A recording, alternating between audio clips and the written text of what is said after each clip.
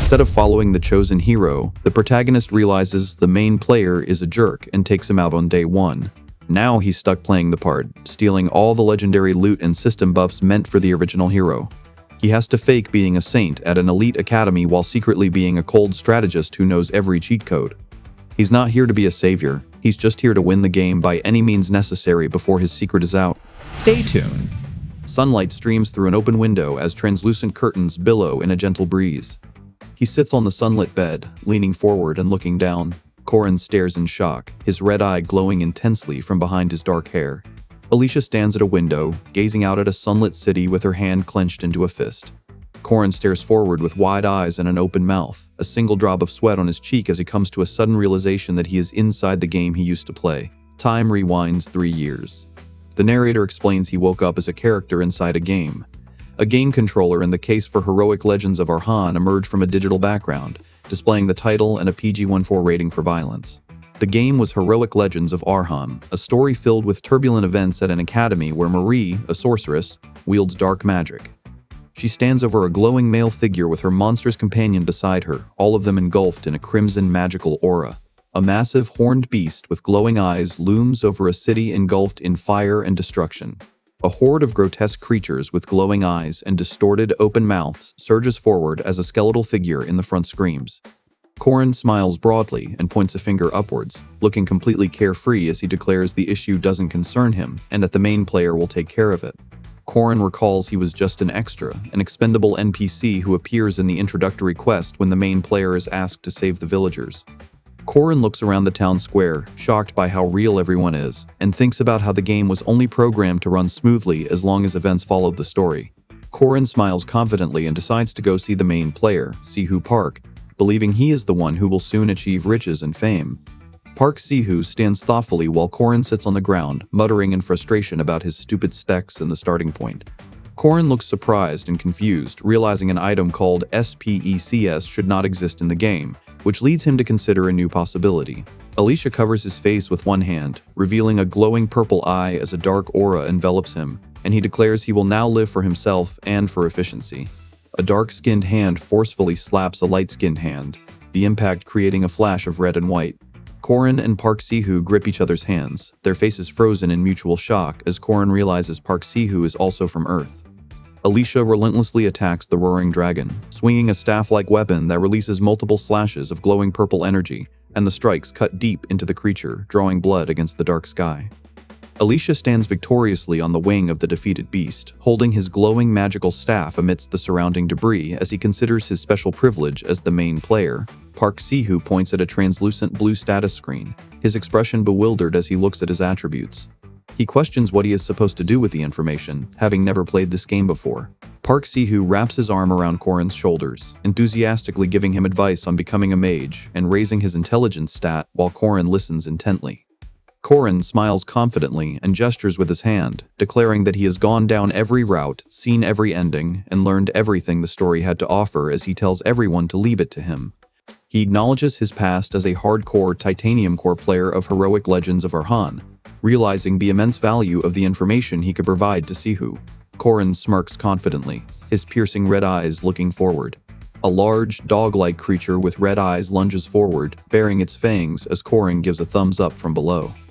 Park Sihu and Corin stand paralyzed, their eyes wide as they stare into the dark forest.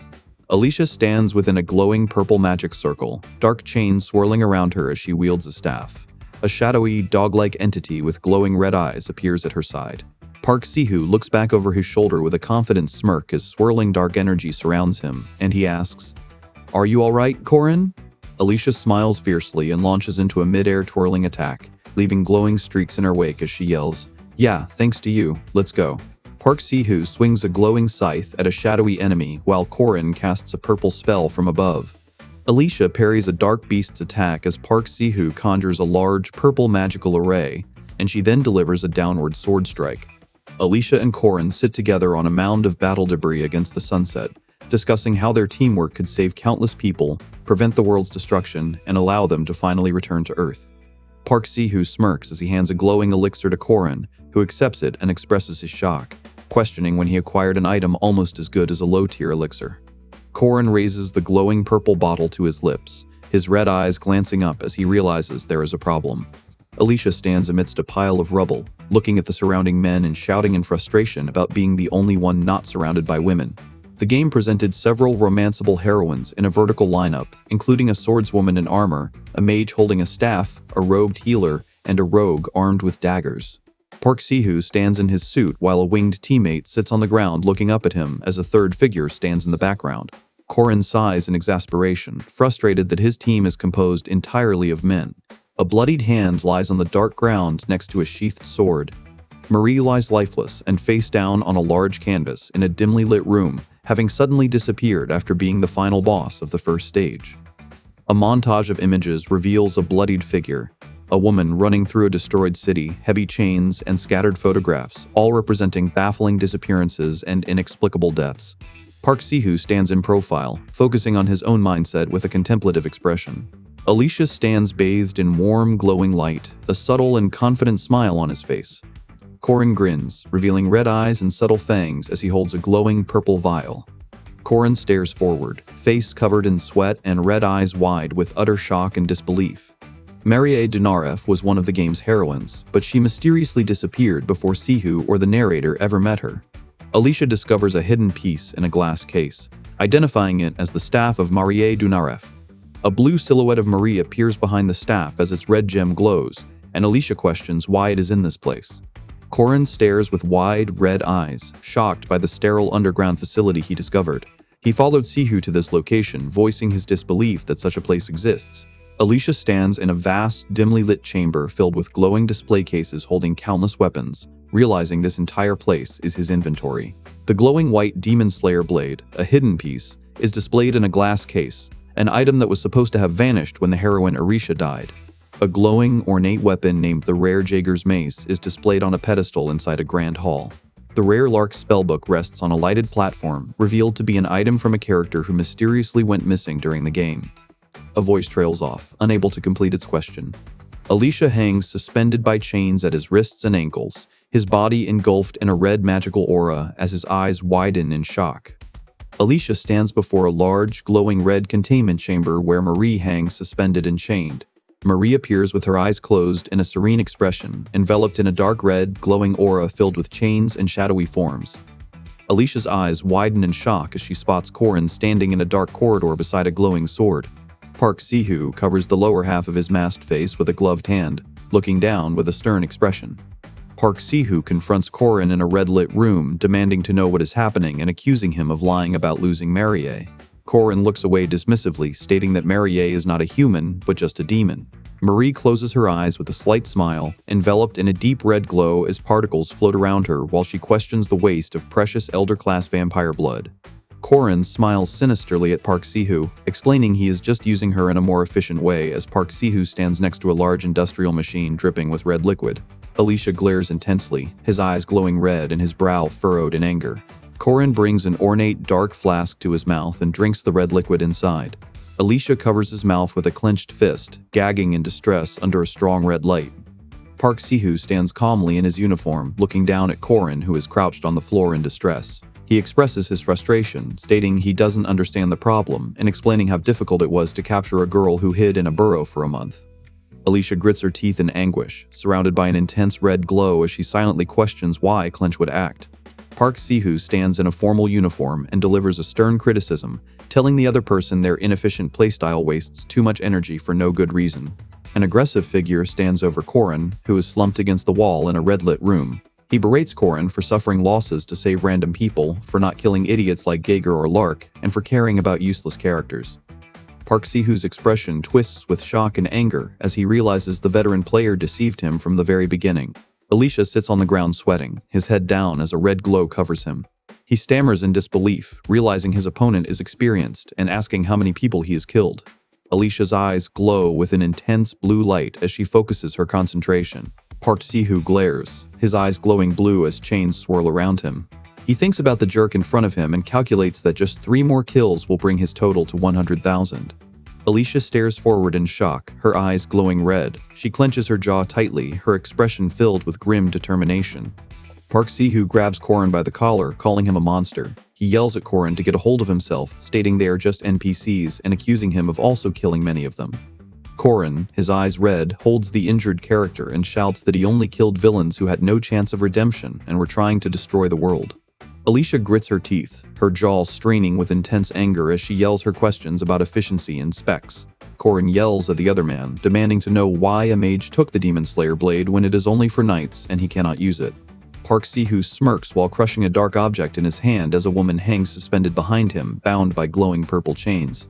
Alicia glares with glowing white eyes, her face twisted in rage as a red aura pulses around her body while she clenches her fist. Park Si-hoo's arm shoots out and grabs Alicia, her eyes widening in surprise. Alicia fires a powerful energy strike, blasting Korin backward from the explosive impact. Alicia stands heavily wounded, blood dripping down his face and neck as he stares forward with an expression of pained disbelief. Korin steps toward the injured Alicia, who lies on the ground looking up in distress and shouting that he can't do this to him after everything he has done. They state that they only ever think of one person. Park Si-hoo leans over the other person, his eyes glowing purple with an enraged expression as he screams that he should be their entire world, calling them an idiot who gets beaten up and is easily distracted by girls. Park Si-hoo stares forward with intense determination, his purple eyes glowing as an aura flares around him while he declares that he will no longer hold back. Korin's eyes widen in panicked confusion, red marks stark on his face as his mind races to comprehend what was just said. Korin sits on the floor, stunned and agitated as he looks up at Alicia, who stands with her back turned to him. He yells, questioning her sudden change in character after they have been through 99 episodes together, and shouts that she cannot take a sharp turn at episode 200. Korin stands with his back turned, a purple aura emanating from him as he speaks. Alicia stares up at him from behind, her expression frozen in utter shock at his words. Park Si-hoo stands surrounded by a purple aura, his eyes glowing white. He extends his hand slightly and says the other guys are purely eye candy and that there is nothing to worry about. An unknown voice completes the sentence, stating the subject is you.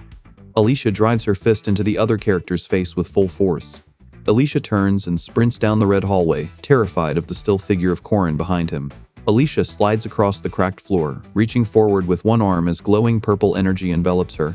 Alicia is forcefully pulled backward as a rope of glowing purple energy coils around her leg. Alicia screams in agony as tendrils of purple energy coil around his body. Glowing purple energy bands constrict around Alicia's torso, squeezing her with immense force. Alicia screams in distress, his face bloody, as glowing pink magical chains bind him and drag him downwards. Korin stands over Alicia as she kneels on the ground, both characters surrounded by purple energy while he declares she cannot run and will be locked up forever. Korin looms over Alicia as a shadowy figure, his eyes and aura glowing purple as he binds her in matching energy, telling her she belongs to him. Korin is bound by intricate purple magic and dark spiked chains, his body bloodied. A powerful purple aura emanates from him as his eyes glow red. He tells someone they are the only real person in a world full of fakes. Alicia screams in agony, his face stained with blood and tears as he calls the other person insane while purple energy glitches around him. Alicia stands confidently amidst swirling purple magical energy and digital particles as a large glowing runic array materializes behind him. Park Si-hoo stands with a smirk, his eyes glowing a vibrant purple against a backdrop of digital energy and chains. He declares they will finally be together for eternity. He finds himself in a vast, featureless black void, wondering if this is a place Si-hoo created. A system notification announces the final stage will now begin over dark, turbulent water. Alicia floats partially submerged in dark water, looking up as he thinks the final stage is starting and that the selfish bastard will probably win against the final boss. Alicia looks up from the dark water, his face half submerged and contorted in frustration as he curses in his thoughts. A system notification flashes, declaring the player has died and the challenge has failed. Alicia floats on her back in the turbulent dark water, seemingly unconscious. The curtains billow inward from a bright window, pushed by a strong breeze. Korin clutches his chest, gasping for breath with wide, bloodshot eyes as sweat covers his face. Alicia springs out of bed in a sunlit room. Alicia stands with her back turned, her dark hair in a ponytail as she looks out a window at the sunlit city, understanding that she has come back to the past. Alicia's hands rest on her lap as she recalls arriving in this world for the first time 3 years ago today. Alicia clenches her hands into tight fists, squeezing droplets of liquid from her grip. Alicia's jaw sets with resolve as she decides she needs to kill him. Korin sits with clenched fists, a tear on his cheek and his red eyes filled with resolve as he thinks of Sihu Park and his need to kill the main player. An impact shatters the ground, and the Lothian River floods as water and debris are violently thrown into the air. The Lothian River's dam broke during a quest to drive out water demons, destroying the entire village. 1,000 water demons and thousands of villagers were killed in the resulting flood. A colossal water demon looms over the submerged ruins as countless bodies and debris float in the water. Park Sihu witnessed this terrible calamity. Alicia grins widely with glowing red eyes, surrounded by a sinister, fiery aura as she laughs at the amazing power. Park Sihu grins with glowing red eyes, his face obscuring a distressed man sweating behind him. Alicia and Korin stand on a grassy cliff, observing a glowing waterfall filled with red plus symbols, representing the experience points taken from everyone he killed. Park Sihu stares intensely, his blue eyes glowing as a dark aura radiates from his body. Blue chains coil around his neck while he thinks about needing 3 more kills to reach 100,000, calling his target a vicious murderer. Alicia dashes forward at incredible speed, kicking up debris as she moves, believing this is her only chance to stop him. Park Sihu stands confidently in his hoodie beneath a glowing archway with a Merkava sign. A hooded man with glowing red eyes and a sinister smirk appears surrounded by swirling energy as Alicia states he will only start to get stronger once he enters Merkava. Alicia sprints through the forest, his form blurring with speed. He runs urgently, knowing only 5 days remain until Merkava's entrance ceremony and worrying about how fast the other person will grow once he enters the academy. Yellow-capped mushrooms grow from a dark tree branch in the sun-dabbled forest. Alicia grabs a cluster of spotted mushrooms and yanks them from the dark ground. Alicia's eyes glow red as he sweats and clenches his jaw in a strained pose, lifting his arm as he realizes this is his only chance to kill Sihu Park. A system notification announces a tutorial quest, explaining that a carriage to Merkava City has broken down in a monster-filled forest, and the objective is to protect the guards and passengers until repairs are complete. A bright full moon hangs in the cloudy night sky, casting light over towering mountains and dense forests. Alicia and Marie stand over the defeated horned creature in the dark forest, their battle concluded. Marie expresses her relief and compliments Alicia's skill for a rookie. Park Sihu smiles and winks, scratching the back of his head while holding a sword at his side. A hooded man raises a glowing blue lantern and shouts for Mr. Leon and Miss Laura, announcing that the carriage repairs are finished as the ground begins to rumble. Alicia, Korin, Park Sihu, and Marie prepare to leave the building, standing before a dark forest. Park Sihu stretches his arms wide, ready to depart. Korin speaks about heading out and finding a comfortable bed as the group moves toward the exit. Marie pulls Alicia close for protection as they both react with alarm to a powerful roar. Alicia and another armored figure look up as a large, dark, conical object surrounded by a blue aura rapidly descends from the sky. Alicia shouts a warning as an unseen assailant kicks the armored Marie. Alicia is thrown backward by a massive impact, another figure partially visible to the side. Alicia draws her glowing sword from its sheath amidst the chaotic debris, shouting Laura's name and yelling that she is already aware of the situation. A massive purple-skinned demonic beast with white fur, large horns, and glowing yellow eyes stomps forward and roars, revealing itself to be a second-tier demonic beast known as a Beowulf. Alicia stands as a large, bipedal monster with horns and claws, unleashing an intense roar as a fiery, explosive energy aura erupts around her body. Korin pants heavily amidst the dark foliage, his face showing frustration and regret for arriving too late. Korin laments that he needed more time to prepare. Alicia strikes the large, horned beast with a sword, causing blood to splatter from the impact. Alicia screams Laura's name in despair, looking at the bleeding body on the ground as the horned beast roars with her sword still impaled in its chest. Park Sihu urgently shouts at the other man to get in the carriage, declaring he will buy them some time to escape. Park Sihu pushes a smaller, hooded companion onto a moving vehicle while another woman watches from inside, gesturing for them to leave as she yells for them to go on ahead without her group and promises to catch up later. Marie leaps through a blue void with her sword, looking back at Alicia who stands on a wooden structure. Alicia yells that she cannot abandon Leon. A black creature with glowing eyes roars at Alicia, growling for her to run away. She stands frozen in terror as Korin remains in the foreground with his back turned. Park Sihu swings a sword, striking the back of a large, horned beast. Korin stares to the side with glowing red eyes, needing to confirm if Sihu Park is the protagonist who will save the world before he gets involved. Alicia wonders if he is the main player who came from Earth like her. Park Sihu stands in a ready stance holding his sword, his eyes wide and startled as a colossal, shadowy figure with glowing yellow eyes and horns looms directly behind him. Park Si-hoo smirks with glowing red eyes, holding a luminous sword as an enormous monster roars ferociously before him. Alicia raises her glowing sword against the moonlit sky, blue energy swirling around the blade as she yells for everyone to get down.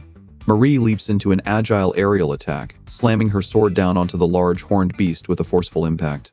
Alicia stares forward in disbelief, her blue eyes widening in shock as she realizes her attack has been blocked. Alicia clashes with the man, their rapid movements kicking up debris around them. Alicia's face is obscured by shadow, her expression intense and determined as she shouts for everyone to step aside, declaring that she will handle the beast. Arisha Aiden, the second eldest daughter of the House of Aiden, stands holding the glowing Demon Slayer blade, one of the 6 supreme blades, as purple energy surrounds her. Alicia reaches forward, her outstretched hand glowing with purple energy. Alicia recalls the hidden Easter egg within the tutorial quest, a secret concerning Arisha Aiden. Marie grins as her eyes glow red, unleashing a blast of purple energy toward a shocked Alicia. A blade drives deep, sending a spray of red and black into the air. Corin stares forward, his face half covered in shadow, his eyes wide with shock. Alicia grits her teeth in pure fury, her eye glowing a menacing red as she recognizes Si-hoo. Alicia grips her katana, her face a mask of shocked disbelief as debris flies through the air. She confronts a shadowed figure wielding a glowing purple blade, demanding to know why. Alicia stumbles as her blue eyes glow intensely, and she grits her teeth while sweat beads on her face from the extreme exertion.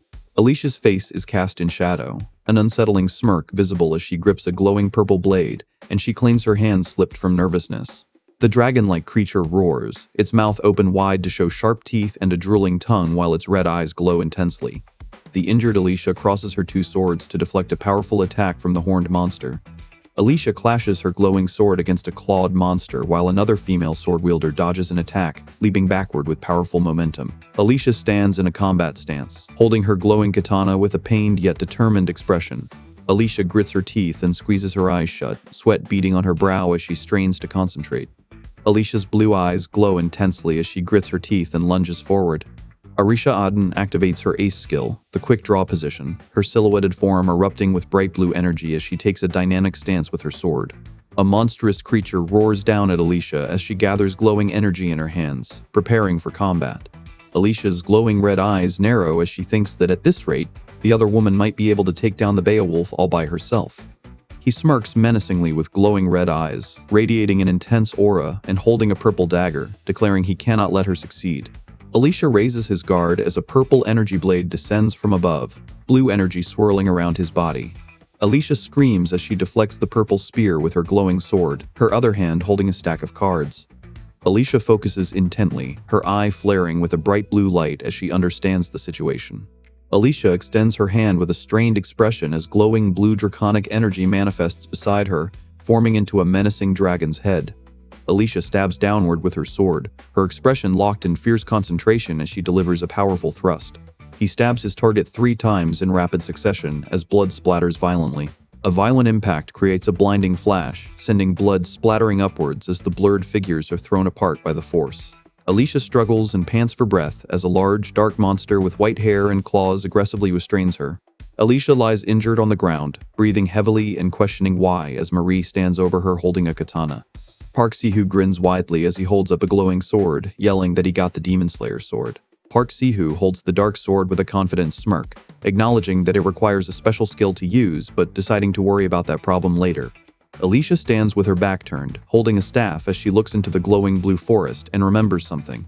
Park Si-hoo smirks with red-tinged eyes as a large, bright sword blade gleams behind him, and he asks if killing NPCs also provides experience points. Marie is pinned to the ground by a shadowy monster while Alicia stands over her and smirks. Marie lies still, her eyes closed. Alicia stands as a shadowy figure before a large red and purple moon, her eyes glowing red as a sinister grin spreads across her face while dark power manifests around her. Park Si-hoo stares forward with wide, shocked eyes as a fiery explosion erupts behind him, revealing a small, dark-winged entity within the blast. Alicia grips his sword with both hands as an orange aura engulfs him, and he struggles to stay on his feet while stumbling and coughing. Alicia's single eye glows red, surrounded by her dark hair as orange particles drift through the air. Park Si-hoo's eyes glow red as an orange liquid streams down his face and over his hand, and he looks at it in shock. questioning what is happening to him. Alicia stands over a defeated creature in a dark forest, gripping his sword as he shouts into the shadows, demanding the unseen presence reveal itself and face him. Small white creatures with horns scurry forward in a pack. Large topanic mushrooms grow from the dark ground, their powder used to coat Sihu and attract the demonic beasts living in the woods. Park Sihu grimaces in distress while holding his sword, shouting in frustration as he realizes his ally is viewed as a mouth-watering rare steak by their enemies. Park Sihu swings a blade, fiercely defending himself from multiple attacking unicorn-like rodents while yelling at them to get lost. Corin firmly supports the unconscious woman, relieved to find she is still alive as the remains of a defeated creature lie nearby in the dark forest. A horned beast lunges forward, swiping its claw directly at Alicia as she moves to shield Marie with her body. Alicia shoves her hands into the monster's mouth, forcing its fanged jaws apart until the bone begins to crack. Corin looks intently upwards and to his right, calling out. Corin stands defensively with his sword drawn, confronting an unknown man whose eyes glow red in the darkness as he demands to know his identity. Alicia clenches his hand on his thigh, thinking about how he killed 3 horned rats in less than a minute and acknowledging the Demon Slayer blade is a good item. Park Sihu stares wide-eyed in shock, a bead of sweat rolling down his cheek. Corin stands in the dark forest, staring forward with intense, glowing red eyes as a purple aura flares around him. Corin confronts Alicia in a dimly lit space, holding his sword ready. He demands to know what Alicia is doing there. Alicia grips his dagger and silently wonders if Corin has any memories of the past. Corin grins menacingly with his red eyes, looking confidently upwards and to the side. He says this is even better for him and warns his opponent that they will seriously hurt their hand if they hold their sword like that. Park Sihu holds his sword, his expression shifting to surprise as a bead of sweat forms on his temple. Alicia lunges forward with a determined expression, her eyes glowing red as she moves with a burst of speed. Park Sihu stares at his hand with wide, terrified eyes as it transforms into a clawed appendage, and dark, jagged energy erupts from the side of his face. Alicia clutches his head in anguish, his face contorting with rage as he screams. Alicia unleashes a wide sweep of purple energy, and Corin looks up in surprise as he dodges the attack. Corin swiftly ducks to dodge an unseen attack, his expression focused and determined as he assesses the risk. Park Sihu grimaces in exertion as he powerfully swings his glowing sword downwards. Corin lunges forward with a fierce expression, wielding his glowing curved blade as he taunts his opponent about being scared to die. He tells them to keep their guard up against the blade aimed at their neck. Park Sihu clenches his sword with both hands, his eyes wide with distress as blue energy and white streaks burst around him. Alicia struggles, pressing a glowing knife against his own face with a look of anguish. Corin drives his sword into the other character, who screams out in pain. Alicia stares at the blade with wide, frenzied eyes, her teeth gritted as sweat pours down her face.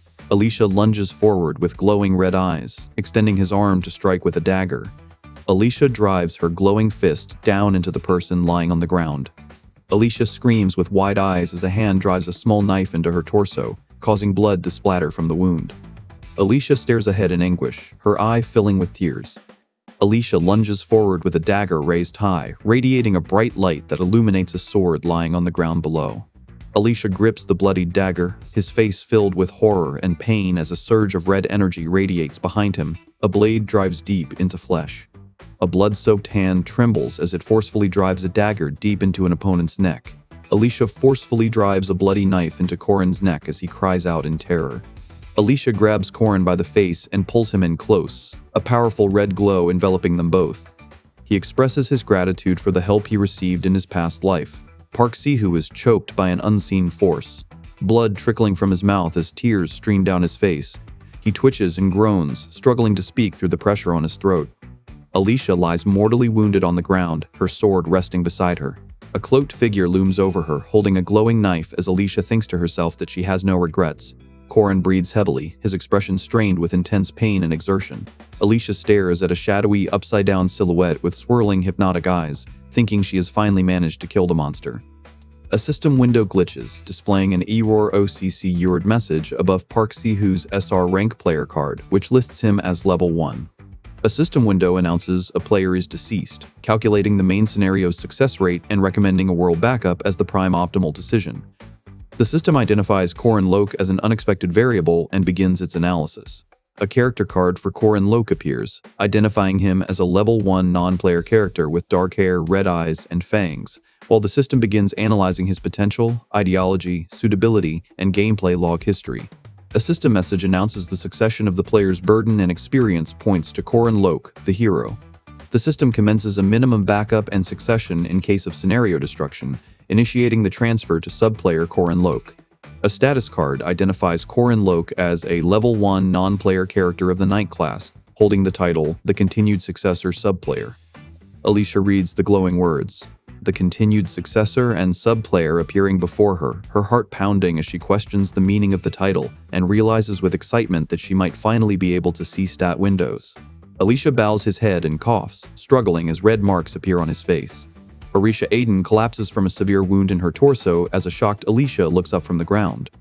Alicia holds the grievously injured Marie and asks if she is okay. Marie cries, replying that she is not okay and that she cannot see.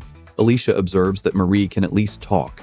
Korin cradles the weakened woman, listing her symptoms of dizziness, loss of smell, and plugged ears, and deduces from her slurred speech that Sihu used peacock frog poison. The blood-stained blade rests on a dark surface, its recently applied poison having almost killed Orisha instantly. Alicia plunges a blood-stained knife into the upper thigh to neutralize the poison and stop the bleeding. Alicia cries out, splattered with blood, as an unseen hand forcefully pulls her while a voice reassures her, claiming expertise in stopping bleeding and neutralizing poison. Alicia looks on with intense concern, his mind racing to find something for the girl to bite on to prevent her from injuring her own tongue. A dark-haired character extends a brightly glowing hand toward Alicia, who looks up at the light. Korin's eyes widen with apprehension, a drop of sweat forming on his face as he thinks. Alicia holds the severely wounded Marie, whose clothes are covered in blood. Alicia tells her to stick an object between her teeth and forces it into her mouth, causing Marie to make a muffled sound. Korin smiles confidently and pulls his shirt open, revealing his bare torso as he tells her the process will hurt a lot and to bite down hard. Alicia's blood-splattered hand grips the knife embedded deep within her target as she thinks that despite not knowing why she returned to the past, she has killed the main player. Alicia yanks the glowing blade from Marie's bleeding chest. Marie convulses in agony as blood pours from the fatal wound while Alicia thinks about saving someone who died in her past life. Korin sits in the dark, foggy forest, emitting a faint glow as he stays beside the unconscious Alicia, while a monstrous claw extends from the foreground and reaches towards them. Alicia is held by an unseen figure, blood staining her clothes and mouth as she states that she saved someone. A pot of food boils over a campfire in the darkness. Korin kneels shirtless in a dark forest, stirring an antidote in a pot over a campfire while an ill woman lies on the ground beside him. Marie lies unconscious with her eyes closed, appearing injured as faint glowing particles surround her. Korin stands shirtless in the dim forest, his red eyes looking down intently as he clutches a white cloth. Alicia rests against Korin's arm with a cloth tied to her forehead as he tells her she doesn't need to know, causing her to look back at him in confusion. Korin sits shirtless by a campfire, a pot boiling over the flames as he watches a person resting with their head in his lap and a compress on their forehead. He tells them to rest while he prepares the antidote, thinking to himself that fewer people should know about his plan. Alicia taps her staff on the ground, creating a glowing orange circular aura that expands from the point of impact. Alicia stands with his back turned, looking at a stone archway with a hanging sign that reads, Merkava. Alicia appears as a radiant, light-clad hero, hovering over a dark, shadowy entity that is surrounded by swirling purple energy. Park Sihu and Alicia sit atop a pile of slain monsters under a setting sun. He had cooperated with the story only because the entire world would be destroyed if the main player failed to defeat the final boss. Park Sihu is dead, a sword hilt protruding from the center of his chest. Korin sits shirtless with his fists clenched, his eyes glowing red as a powerful aura emanates from his body. Korin narrows his red-gold eyes in thought, annoyed that he is expected to become the new main player without receiving any perks. Error messages deny access to the system, stat window, inventory, and combination window. Alicia stands shirtless with his back turned, his shoulders slumped in disappointment after realizing he cannot use any special player abilities. He had expected to see stat windows after becoming the sub-player, but nothing has changed. Alicia sits by a campfire, staring into the flames as she resolves to find strength beyond her future memories and the system. Alicia swipes her glowing fingertips across a dark surface, declaring that she has pushed herself to the limit for 3 years and is no longer just an ordinary person. Alicia places her hands on a glowing symbol on the ground, unleashing a powerful flare of energy and light. A shirtless man with long dark hair sits within a burst of fire while Alicia lies on the ground nearby, obscured in the darkness of the forest. Korin stands bare-chested with a confident smile, his eyes glowing red as he confirms that his desperate plan for survival has worked. Alicia recalls being a total failure in the arcane, which meant the only magic she could learn in the past was runes, which she identifies as ancient letters containing magical power.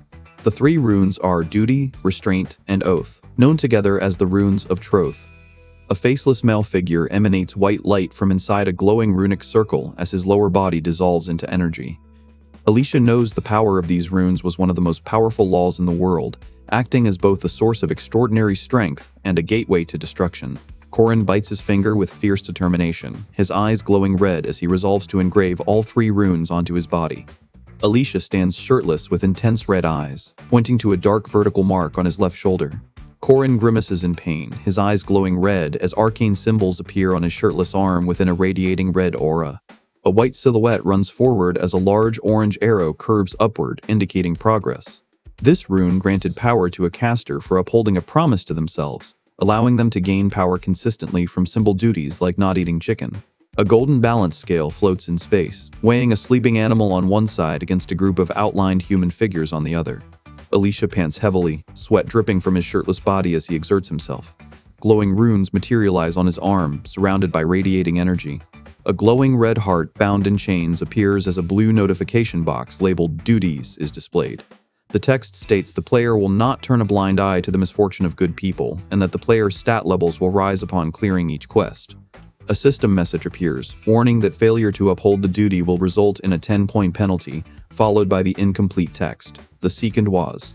Alicia's face is obscured by shadow as she bites down hard on her finger, struggling to maintain restraint. Alicia grimaces in pain, clutching her glowing arm as mysterious markings spread across the skin. A blue system window displays Alicia's restraint, stating that she does not perceive spirits. Everyone in this world has the third eye, and spiritual beings without physical bodies exist everywhere. Ghosts and nature spirits appear as shadowy, luminous, watery, and fiery figures floating upwards against a starry sky. Alicia stands calmly while multiple ghost-like spirits bounce harmlessly off her body. Corin aggressively swats and punches at another group of spirits swarming him. A system restraint is established, detailing its severe penalty. Breaking the restraint will result in 600% additional damage from all opponents. The restraint modifies combat parameters, setting the accuracy rate towards spiritual beings to 0% while increasing accuracy towards physical beings by 50%. Alicia's silhouette emanates a golden light against the dark void. Realizing the penalty that prevented her from interacting with spiritual beings has now become a shield protecting her from all spirits in the world. Darkness falls as a voice announces the third oath. Alicia touches her chest, revealing glowing blue and red runes inscribed on her skin. This rune uses the weight of an oath as a backup system that requires the caster to take an enormous risk. Alicia strains with his eyes squeezed shut, sweat beading on his face. Park Sihu smirks over his shoulder, surrounded by blue system windows for his stats, inventory, and the world map. Even he, who used everything from the game's system, failed to win the final battle in the end. Corin stands with glowing blue runes covering his chest, the earth visible behind him as his eyes glow red. He declares his choice of the heaviest oath, vowing to save the world. Metallic chains slice through the darkness, forging an oath of colossal ambition meant for a true warrior. Luminous white chains bind a glowing red heart, constricting it tightly as a system message announces the rune engraving is complete. A system notification announces the application of the runes of Troth to the sub-player, listing the keywords duty, restraint, and oath. Alicia screams in agony as glowing red, runic chains erupt from his body and wrap tightly around him as a penalty for failing to keep his oath. Green Chiron Studio lists the production credits for the series. Alicia blinks, her blue eye wide with focus as a bead of sweat forms on her skin. Alicia jolts awake in a sunlit bed, looking around with a startled and confused expression. Alicia sits up in a bed and clutches her stomach in pain as Marie stands nearby, asking how she feels. Alicia looks around with a confused and anxious expression, asking where she is before learning she is in Merkaba City's emergency hospital. Alicia asks for the person who brought her there, and Marie explains that he just left. Alicia shouts in disbelief, and Marie warns her that she shouldn't be moving yet. Alicia sits up in bed with a disoriented look and demands to know where her things are. A worn brown satchel rests on a wooden nightstand. Marie grips a dark strap, her eyes widening as she discovers a smear of blood on it. Alicia's intense blue eye glints with determination as she yells for a nurse. Marie flinches in her nurse's uniform, her expression startled as she clutches a clipboard. Alicia, recovering in bed, asks Marie about finding honeycomb candies nearby, but Marie informs her she has to eat porridge for a while. Alicia's expression droops with disappointment at the news. 4 days have passed since the tutorial quest, and today is the entrance ceremony for Merkaba Academy. Alicia rummages through her black wallet, searching for the student ID she needs to enter, and finds something unexpected inside. Alicia holds an envelope, realizing she does not recall packing it. Corin stands in an elegant room, reading a small piece of paper from his parent that expresses their pride and hope for him to someday join the Great Guardians and become a mighty protector of many people. Corin looks down and to the side, questioning when this was slipped in and sighing as he recalls that Corin Lok was just an ordinary guy with no special talents. Corin, Marie, Park Si-hoo, and Alicia sit together around a candlelit dining table, sharing a meal. Corin sits at a candlelit dinner table surrounded by 3 smiling individuals, gesturing expressively as he explains how he grew to love them. His sharp teeth and glowing eyes are visible as he states his love extends to the world itself. Corin looks slightly upwards with a subtle smile, his hands pressed together against the blue sky. A vast, arched vehicle depot contains rows of old-fashioned trams, with a wide opening revealing a snowy mountain range in the distance. Alicia stands on a crowded train platform filled with students, looking up in awe at the massive trains as she takes in the sight of Merkava Academy. Marie, a girl with blue hair and a beret, stands in a hallway holding a woven basket and waves her hand, calling for the first years to gather. A woman with light blue hair approaches Corin, asking if he is also a first year, and he introduces himself as Corin Lok, prompting her to comment on his tall height. Marie smiles and offers a potato. The tram speeds forward, shattering the ground beneath its wheels. Marie smiles and points towards a brightly lit window, identifying the structure as the Creation Building, where magic major students conduct their research. Marie, a second-year student and promising first-tier mage at Merkava Academy, smiles brightly and gestures as she explains the benefits of the training room and its rare weapons. Marie Deneref was an abyss of despair that was destined to unfold.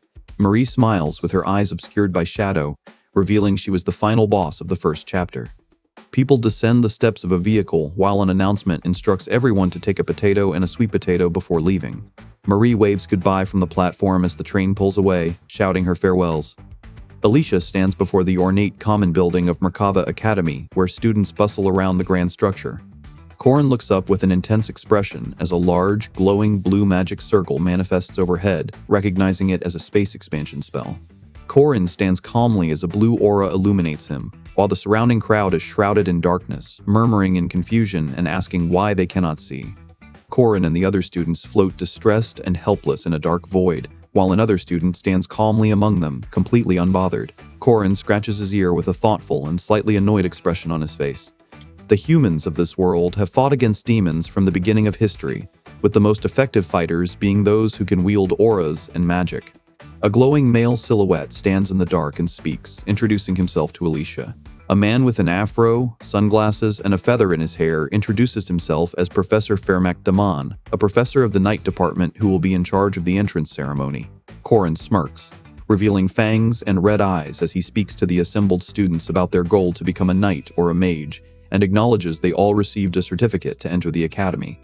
Park Si-hoo glares with intense eyes from under his pushed-up sunglasses, stating he can't stand posers and challenging them to show him what they've got. Corin materializes in a flash of light within a dark blue-lit space, followed immediately by Park Si-hoo, Marie, and Alicia, who appear in successive bursts of light. A system window displays Corin Lok's stats, showing an aura rank of 680, a magic rank of 120, and a special trait of 0, for a total 6th-tier rank, which he notes he already expected. Corin looks forward with a weary expression at the blue holographic data screen displaying his name, Corin Lode, and his current statistics. Corin stands before a line of glowing numbered cards and explains that they represent the total evaluation rank. An instructor directs the students to move to the signboards with their ranks on them. Corin stands before a glowing blue sign marked D, processing that among the 400 students he ranks in the bottom 1%. Alicia smirks confidently from behind his sunglasses, wishing his opponent luck. Countless glowing white figures with fiery trails spiral down toward a platform displaying numbered cards. Alicia, Corin, Park Si-hoo, and Marie stand together inside a glowing blue ethereal space. Marie announces that second and first-tier students do not need to be assessed, and tells them to wait until the other students' tests are finished, while Corin stands quietly behind her with a smile. The number 2 glows blue on a dark, decorated panel. Arisha Aiden is the granddaughter of a grand swordmaster. Yule is a druid of Avalorn Forest. Duran Warski is a mercenary of Agam, and Kranol Ludun is a Golemister. Marie stands in a nun-like habit with chains against a fiery red and purple aura, a glowing number 1 above her, identifying her as the only first-tier student among the freshmen. The soaring fiend, Horan, appears with a stern expression, her eyes glowing red. A reddish aura surrounds her as her long dark hair frames her face and a cross pendant rests on her chest. Marie looks down with a deeply displeased expression, internally questioning the director's decision to accept the new student into the academy. Alicia holds his chin with a disdainful expression, stating that assessing the 6th tiers is pointless. He calls even the 5th tiers a dismal lot, clicks his tongue, and suggests kicking the useless 6th tiers out. Marie stands before a fiery background holding a whip and tells Park Si-hoo it is the director's wish for all students to have an equal opportunity. She tells him to take any complaints directly to the director, causing Park Si-hoo to stammer nervously in reply. Park Si-hoo stammers and decides to begin the assessment, snapping his fingers to create a burst of light. Alicia watches a glowing weapons case descend from the sky, impacting the ground in front of a large, sword-emblazoned gate as he identifies the object. A system message announces a new test will begin in 30 seconds, requiring participants to fight increasingly stronger demonic beasts within an empty space. Corin looks down with a confident and dismissive expression, noting they are just as curt as usual. Corin stands beside a row of lockers, counting down from 5 as he considers the time limit and the actions of the other students. Alicia reaches into a pile of weapons, her hand rummaging through the hilts before she grabs a sword. An unseen speaker states he knows this because it is what he grabbed in the previous rank test. 3 glowing wolf-like creatures materialize from blue digital particles, their expressions fierce as a countdown begins. A multi-eyed 5th-tier demonic beast called a shorthound appears before Alicia and growls, and she responds by executing a powerful sword swing. Alicia's eyes glow as she faces an explosion, concluding that a spear is her best choice and forming a powerful, glowing weapon from her hand. Corin's crumbling mass of glowing energy strikes the dark wolf creature, which snarls and recoils from the impact. Alicia stands with a confident smirk, pointing upwards at 2 columns of red light emanating from the sky as he says he's sorry. 2 wolf-like creatures rush forward, one of them firing a red energy beam from its glowing mouth. Alicia stands with his back turned, watching 2 explosions erupt in the distant sky. Corin speaks with a menacing grin, his red eyes glowing intensely.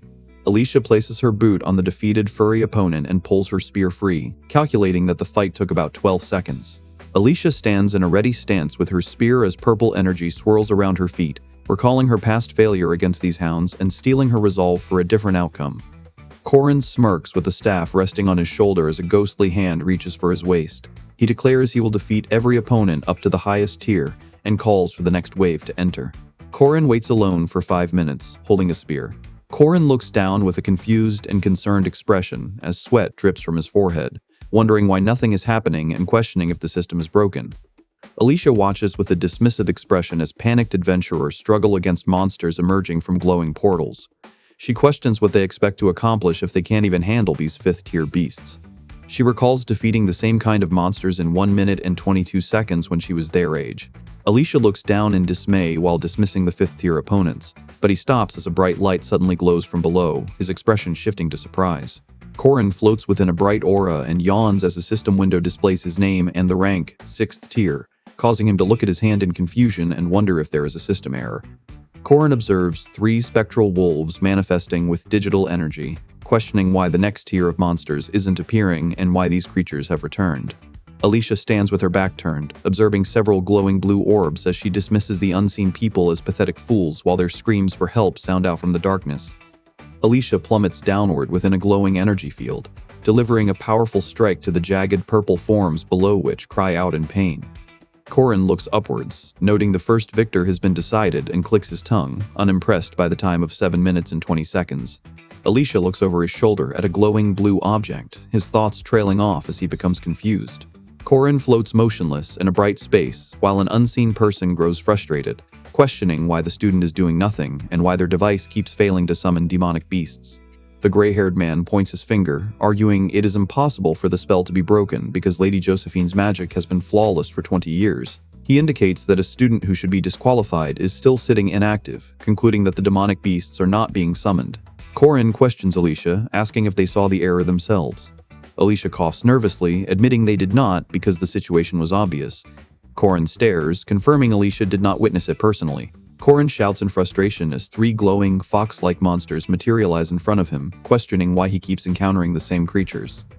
Alicia glares with an angry expression and aims his glowing, multi-pronged weapon forward as power radiates from his body. The wolf-like creature repeatedly unleashes energy blasts from its wide-open mouth. An older man and woman stare down at a glowing energy orb, their faces frozen in disbelief as they process the impossible result of 7.3 seconds. Alicia and Marie stand in a dark space with glowing orbs and call out for Professor Fermac, causing Park Sihu to turn around and ask what they want.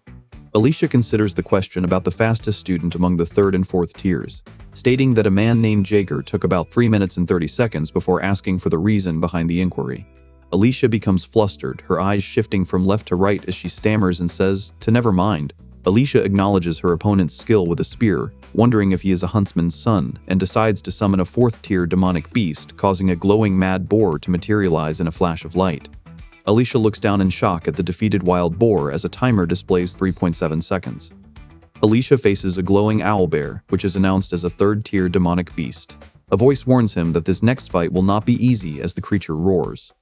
Alicia wields a sword and dodges a sweeping claw attack from the large, white, feathery monster. Alicia sets her jaw and throws a focused punch, connecting directly with her opponent. A giant owl-like monster lunges forward with its massive claw as Alicia leaps back to evade the attack. Alicia's eyes burn with fiery energy as she wields her sword, the blade igniting in a powerful glow as she chants the word Kanaz. A monstrous, fire-shrouded figure roars as bright flames and light erupt from its body. Alicia, Corin, Park Sihu, and Marie stare forward in disbelief at the glowing silhouette, one of them questioning if they just witnessed rune magic. Alicia's expression becomes one of focused surprise as he recognizes the technique as rune magic.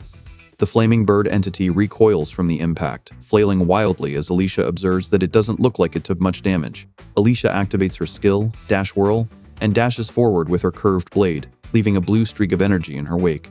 Alicia swings her massive weapon down, striking the glowing red spear tip in a brilliant flash of light to block its visibility.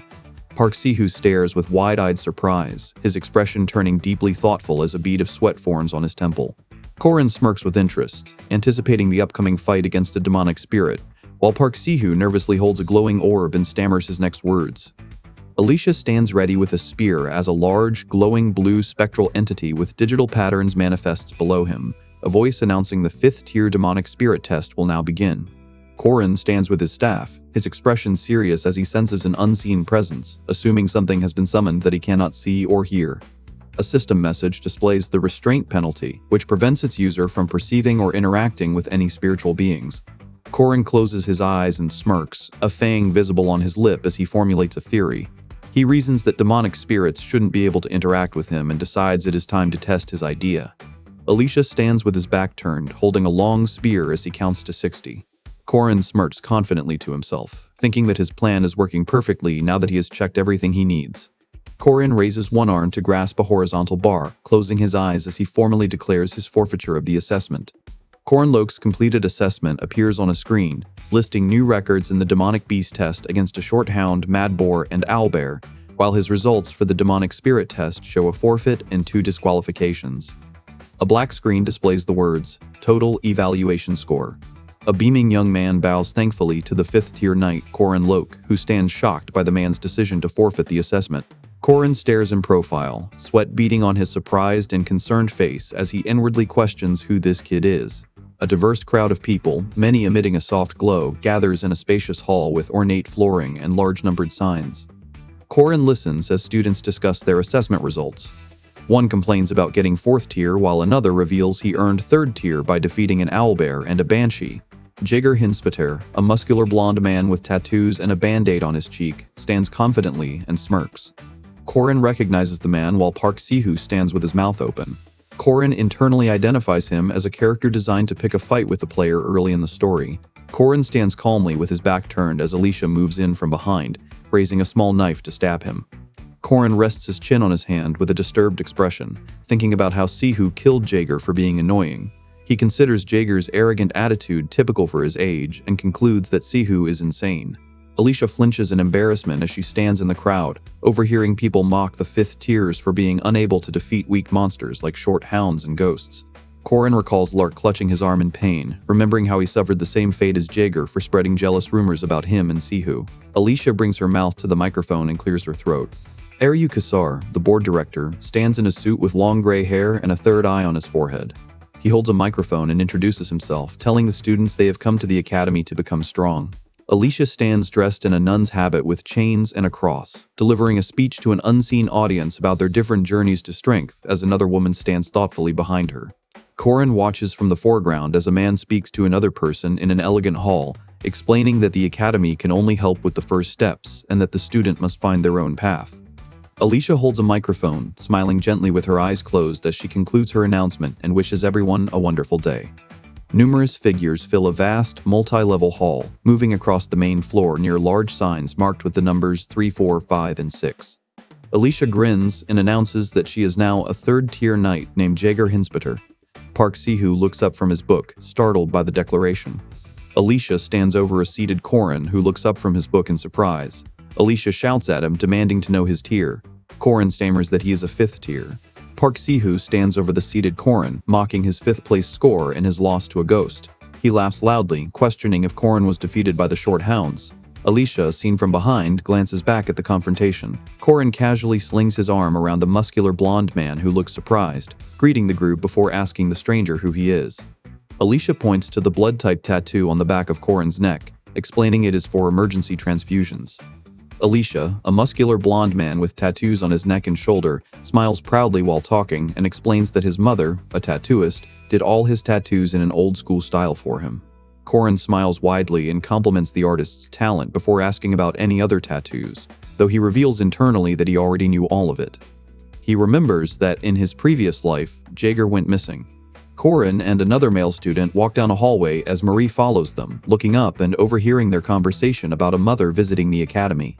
Park Sihu looks surprised while Corin stands beside him, shedding tears, a thoughtful man observing them as they realize Jaeger's tattoos reflected his parents' love. A muscular, blonde-haired man enthusiastically flexes his arm to display his tattoo of a flying chariot, the symbol of Merkava Academy. Corin flexes his tattooed bicep and introduces himself as Corin Loke, prompting the other man to state his name is Jaeger Hinspeter. Alicia flinches and sweats, clutching a book tightly as she stutters while speaking. Marie observes from behind as Corin and Park Sihu laugh at another man sitting dejectedly. Alicia looks up with a gentle smile, thinking that the save was smooth and impressive. Alicia watches a man with dark hair and a ponytail look back over his shoulder with a pleasant smile, thinking he must be a really good guy. Alicia holds a book close to his chest and looks down, considering the good first impression he left on Lark while questioning if Lark's special trait was memorize. Alicia turns his head, a sinister grin spreading across his face under a red glow as he bares his sharp, shark-like teeth and thinks about the free skill book he just acquired. Most facilities at the grand, multi-story Merkava Academy building were open to all students for free. The academy provided free dorms and a cheap cafeteria, but its best facility was the spacious indoor training room with multiple platforms and a high ceiling. Park Sihu executes a powerful swing, an energetic aura flaring around her as her dark ponytail whips through the air. She declares it was a no-brainer, stating that any training exercise, including the seemingly impossible ones, can be done in this room. Alicia intensely swings her weapon, practicing combat against unseen spiritual beings.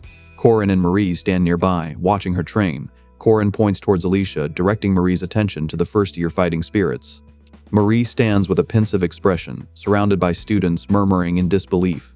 Alicia recoils violently from an unseen impact, staggering backward as an opponent taunts that a first year could never pull off such a move. Corin leans against a pole, bruised and sweating from exhaustion, thinking he still has a long way to go. A voice from the background asks if he's a freshman, making him turn in surprise.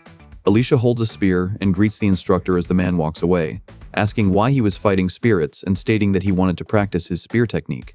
Corin levels his spear at the older man and asks if he thinks he can win, before declaring with conviction that he is going to win no matter what.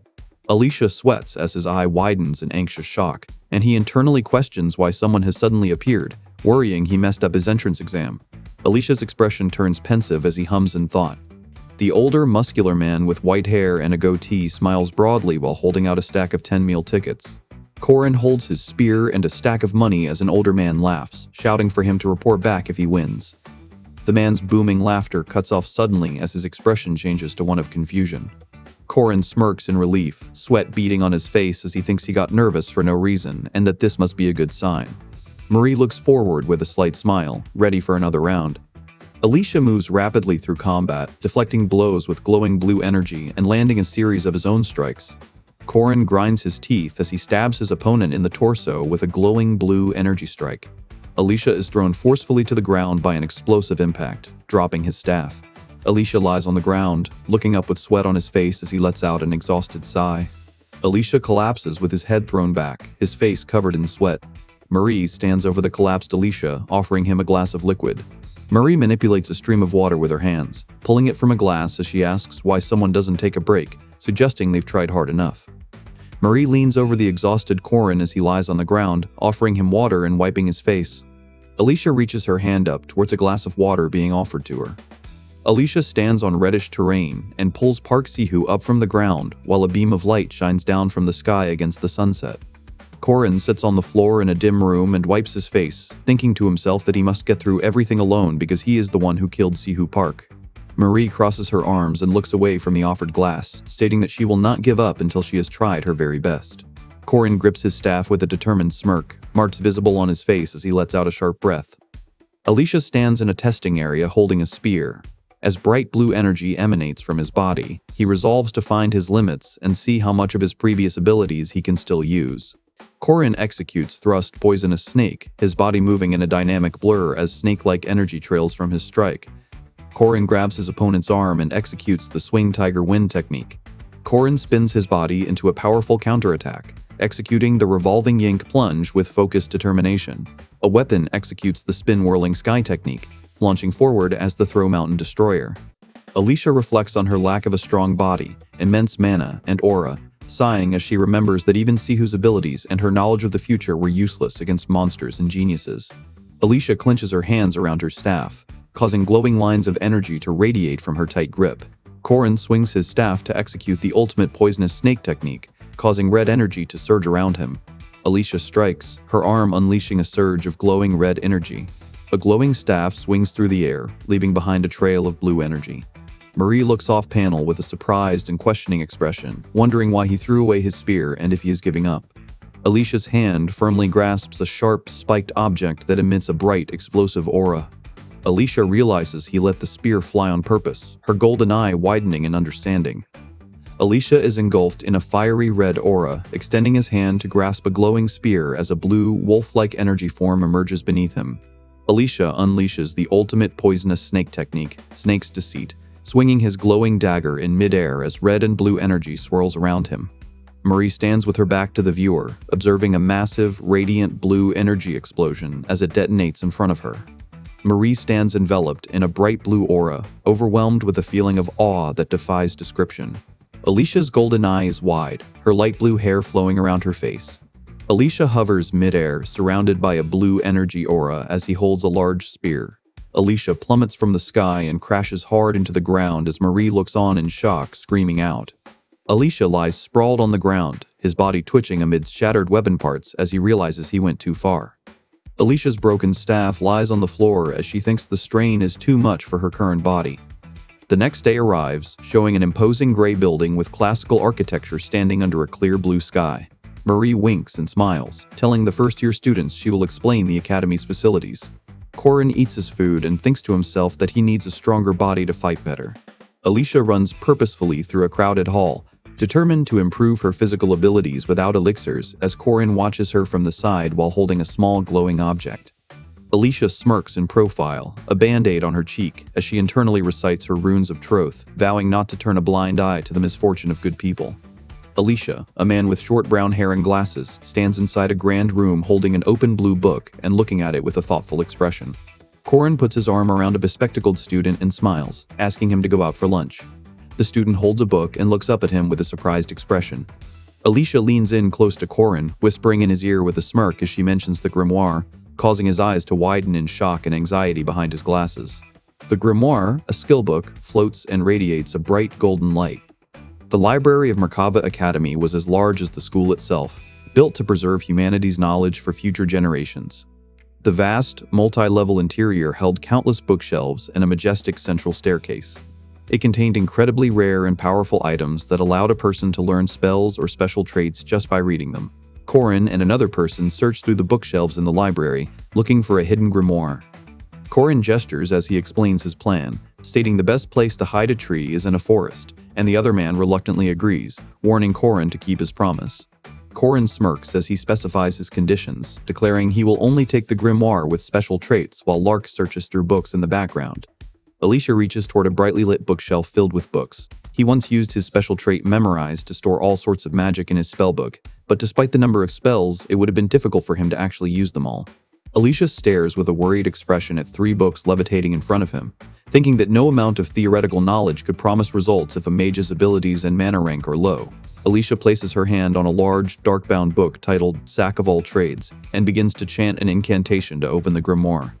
Alicia stands startled in the library as a large book titled Medicine is the Best Medicine falls to the floor near his feet.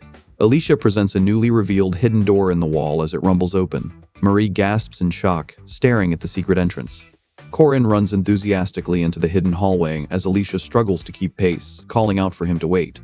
Alicia and Corin walk down a dim stone corridor toward a light in the distance. Alicia stops, calling the place creepy. She pauses, then calls out the name Lark, causing Corin to turn back and question her. Corin extends his bandaged hand toward the surprised person holding a book, demanding they keep their promise. He reaches forward, stating he is counting on them. Alicia's bandaged hand grabs the wrist of a startled man with glasses holding a book. Alicia grins with sharp teeth and violently strikes Corin, sending him reeling backward from the force of the blow. Alicia stands over Corin with glowing red eyes and a menacing smile as a fiery red aura envelops her. Corin looks up from the ground, shocked and cowering before her. She tells him they can finally get started.